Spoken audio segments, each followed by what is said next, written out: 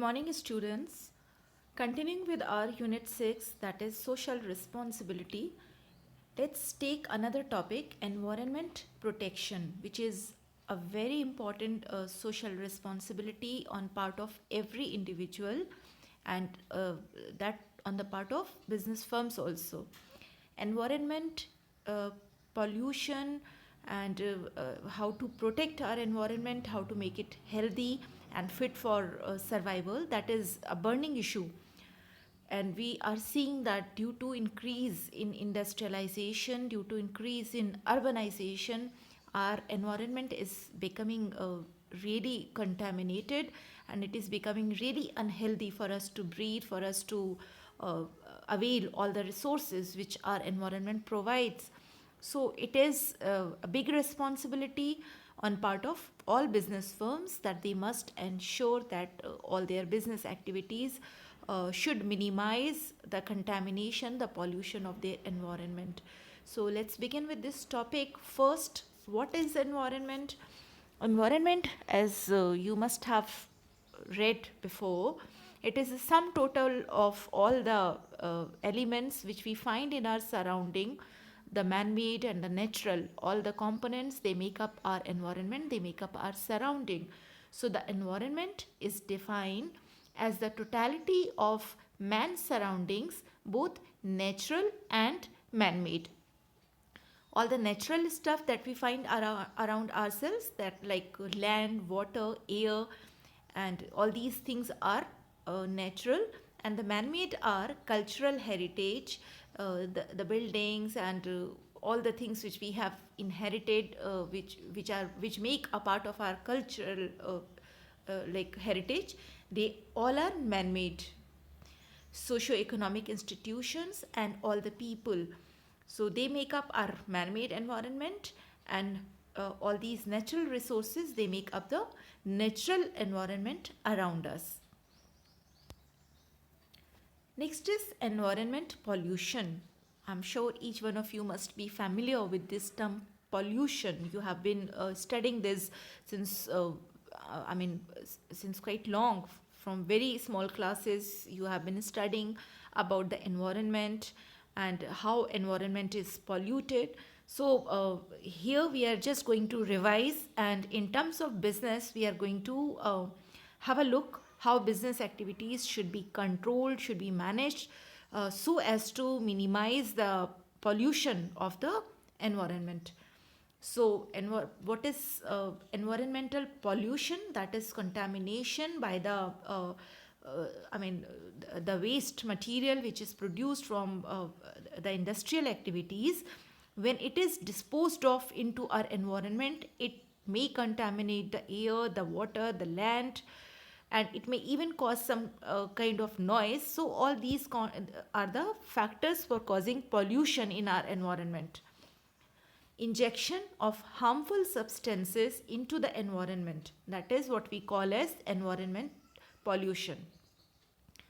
The greatest problem that industries and businessmen are creating is that of pollution, which is the result of industrial production.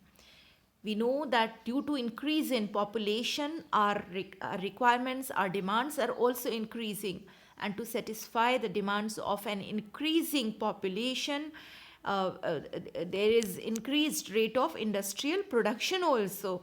And what is the result? The result is an increased production of the waste materials also, gaseous waste material, the solid waste material, the liquid waste material.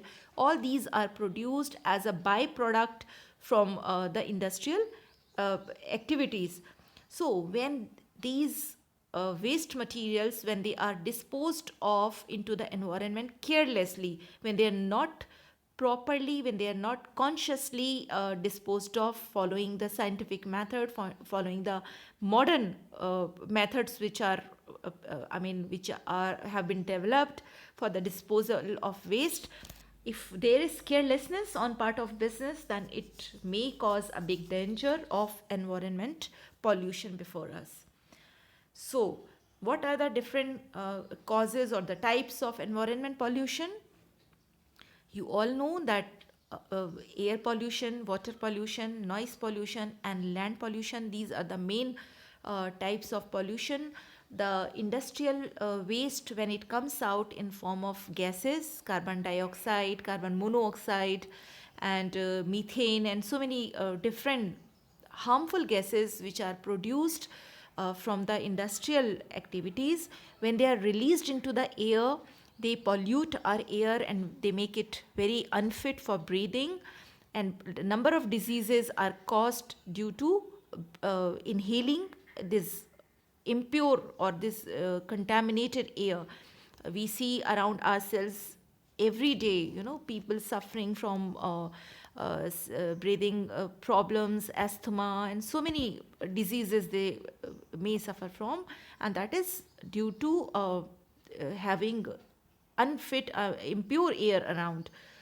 And in the same way, if the wastes are disposed of into the water bodies, so that makes the water polluted, and that causes great harm to all the living organisms which live in water.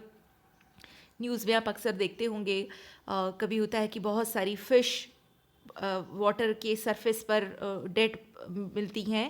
That is just because the water of the river or water bodies that is polluted due to mixing of harmful materials coming from the factories, the industries.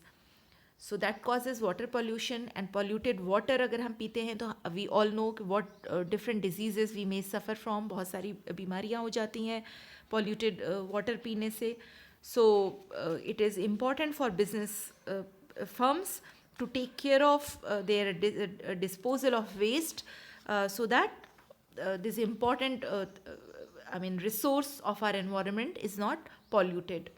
Then comes land pollution. We all know that in agricultural industry, to get the higher yield, what people do, they make use of insecticides, pesticides, and other chemicals.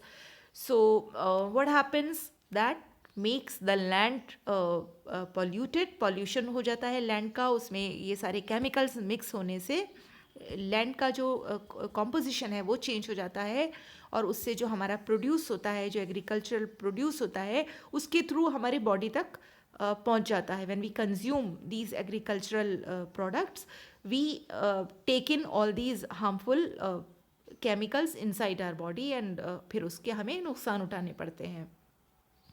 Noise pollution, अक्सर जैसे factory से बहुत ज़्यादा उनकी जो machines जब run करते हैं, तो if they are not like manage properly, then if it produces high volume, उसका अगर लाउड उसमें नॉइस होती है, तो उससे क्या होता है कि आसपास रहने वाले लोगों के लिए एक बहुत लाइक अनकम्फर्टेबल सा एनवायरनमेंट क्रिएट होता है, and that may even cause number of mental diseases also. जब रेगुलर आपका लाइक पीस ऑफ माइंड आपका उससे अफेक्ट हो रहा है, तो उससे भी हमें बहुत सारी प्रॉब्लम्स हो जाती हैं. Stress and anxiety, these kind of problems develop if we live in a very loud, noisy environment. So this was about the environment pollution and the causes or the types of environment pollution. Next is,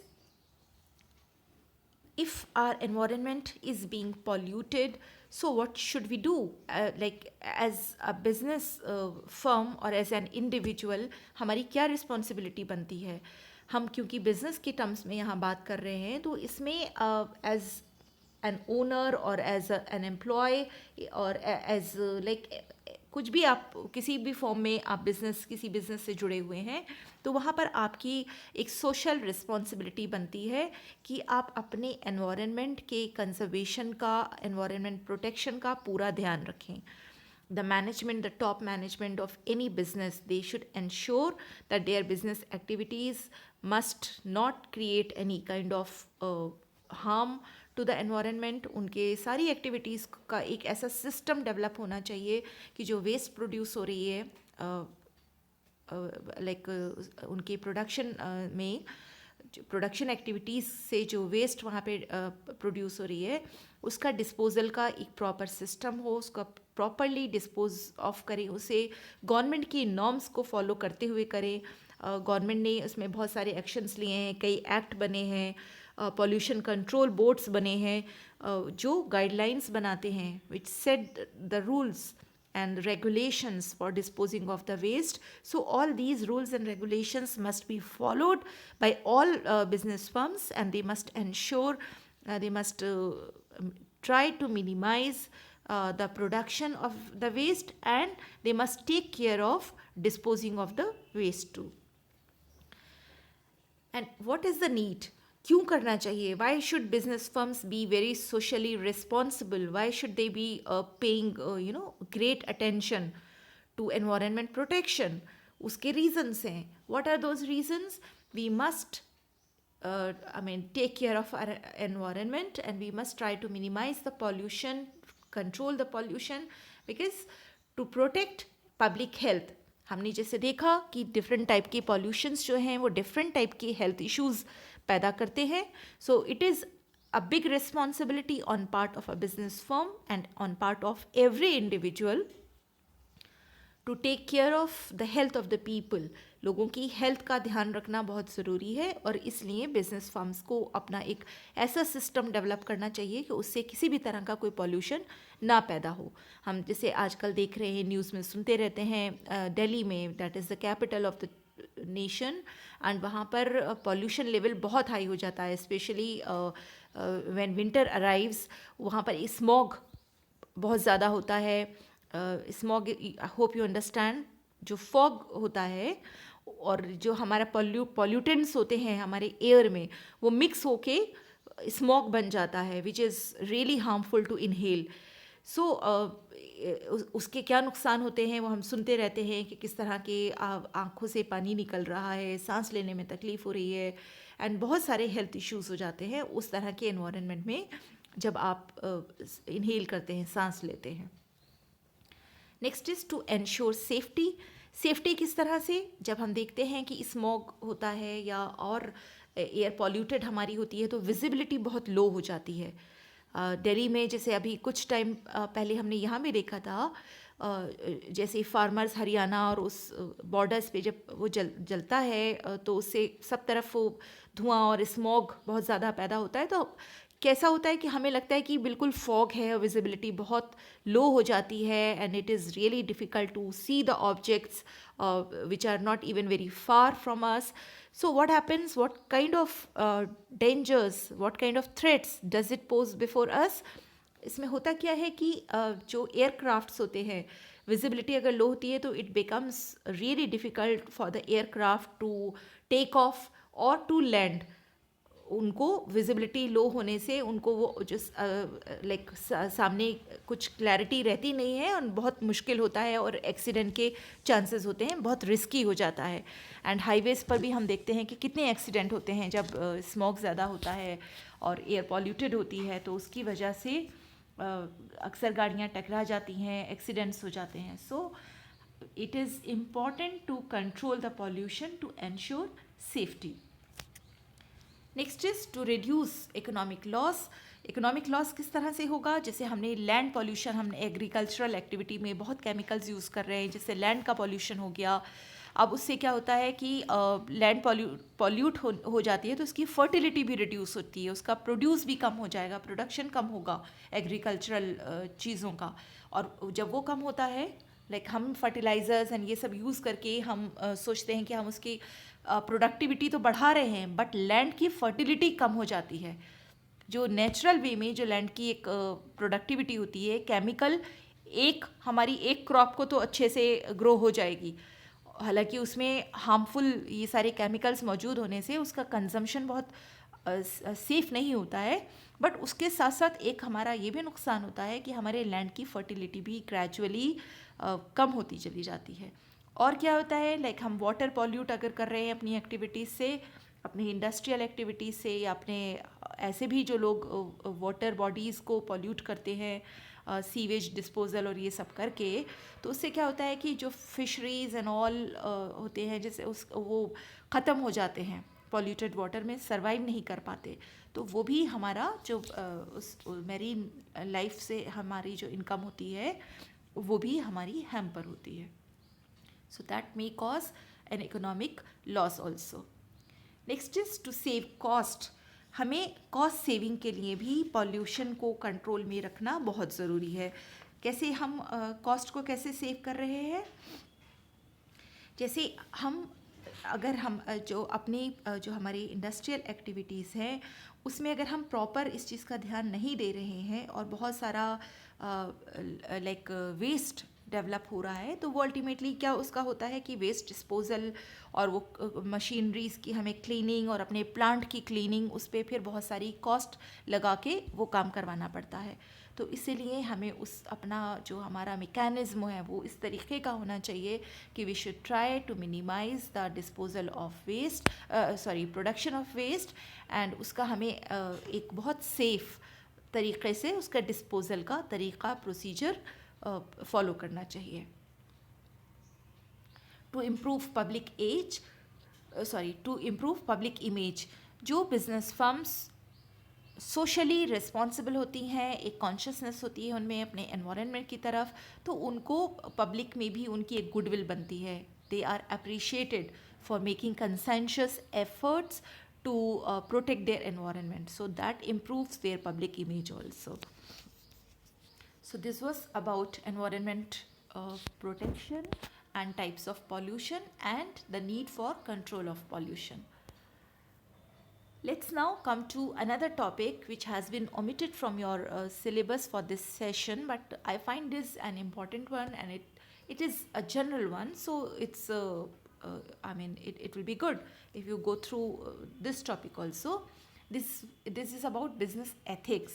Ethics क्या है? Ethics, the word ethics has been derived from the Greek word ethos.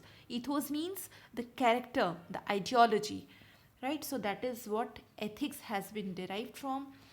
अब ethics क्या है? The standards or the moral conduct, हमारा जो एक set of principles which guides our lives, our decision making.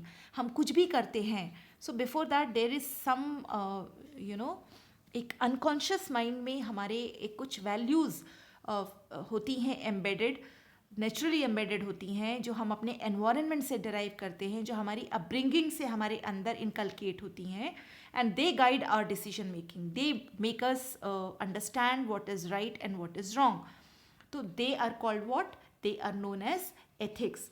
कोई भी सिचुएशन होती है तो उसमें एक हम कि हमें ऐसा करना चाहिए या नहीं करना चाहिए, वेदर दिस इज़ गुड और वेदर दिस इज़ रॉन्ग, ये अंडरस्टैंडिंग, ये एक जो हमें इंट्यूशन जो आता है, ये हमारे एक जो लाइक हमारा एक जो अपब्रिंगिंग जिस स्टाइल में होती है, जो हम इनकलकेट करते हैं, जो इम्बाइब करते हैं जिन वैल्यूज़ को, वो हमारा एक बिहेवियर को गाइड करते हैं, बिहेवियर को, हमारे कंडक्ट को कंट्रोल करते हैं. So these are what we call as ethics. These are basically the standards of moral conduct which are expressed through the behavior of individuals in an organization or society. अब कुछ चीज़ें होती हैं like value system हमारा, हमें पता है कि ऐसे करना चाहिए, ऐसे करना चाहिए, तो हम एक तो होता है कि हम बोल के बताते हैं कि these values we follow, but actually क्या होना चाहिए, that should reflect in our behaviour. जब हमारे सामने ऐसी सिचुएशन आए कि जिसमें हम अपने फ़ायदे की सोचें, या हम अगर मोरली बहुत स्ट्रॉन्ग हैं तो चाहे हमारा नुकसान हो जाए, but we must stick to our value system, we must uphold our ethics, right? So that is what we call as ethics. Now ethics का बिजनेस में क्या रोल है? बिजनेस एथिक्स क्या है? Business ethics are basically the principles which govern the moral conduct of businessmen. अब businessman business करने के लिए एथिक्स का होना बहुत ज़रूरी है. आपका बिजनेस तभी ग्रो करेगा जब आप अपना एक एथिकल उसको सिस्टम डेवलप करेंगे, और उन एथिक्स को फॉलो करते हुए बिजनेस में, if a businessman is like following the ethical norms in his business activities, then he is appreciated and his business will progress.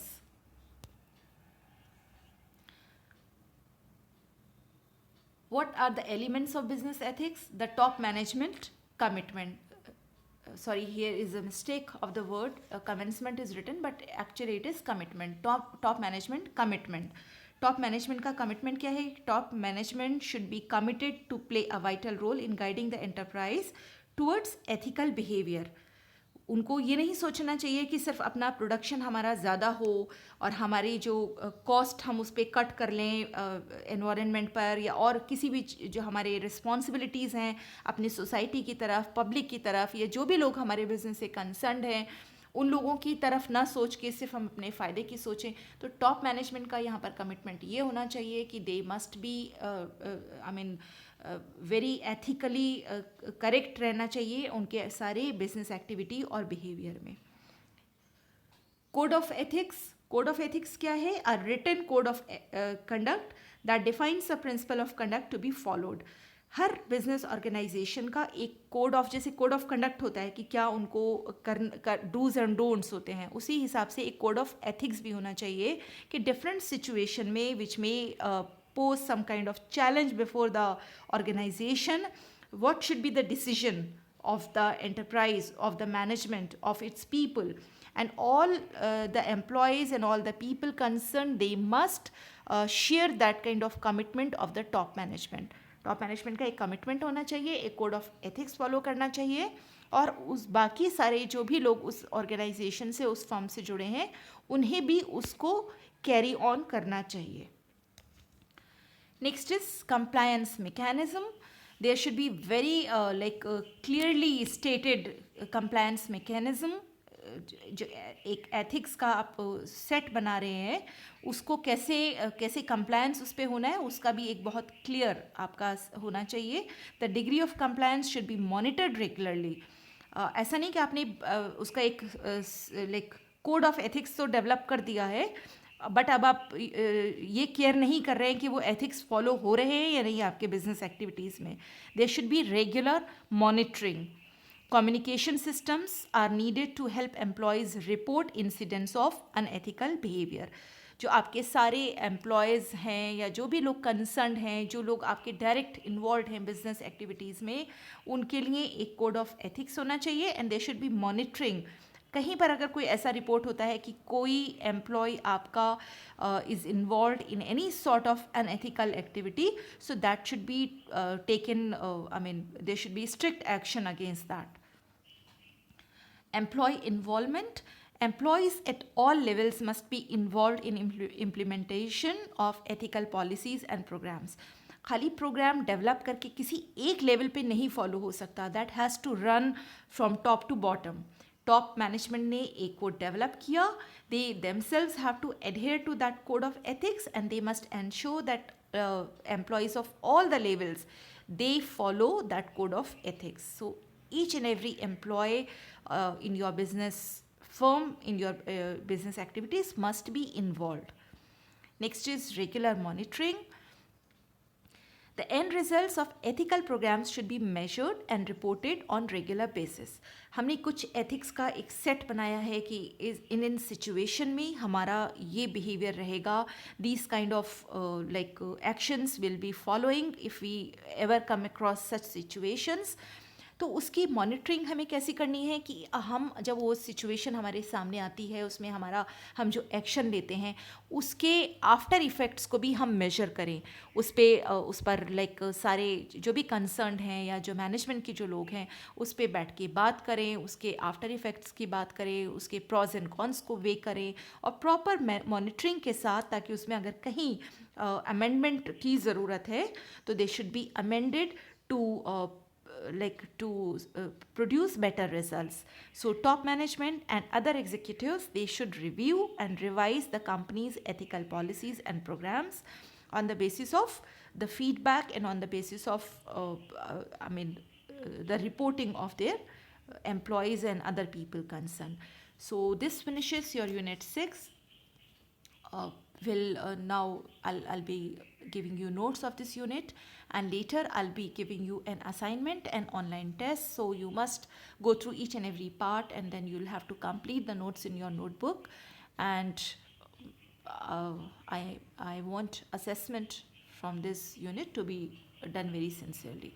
That's all from this unit, children. Thank you. Have a nice day.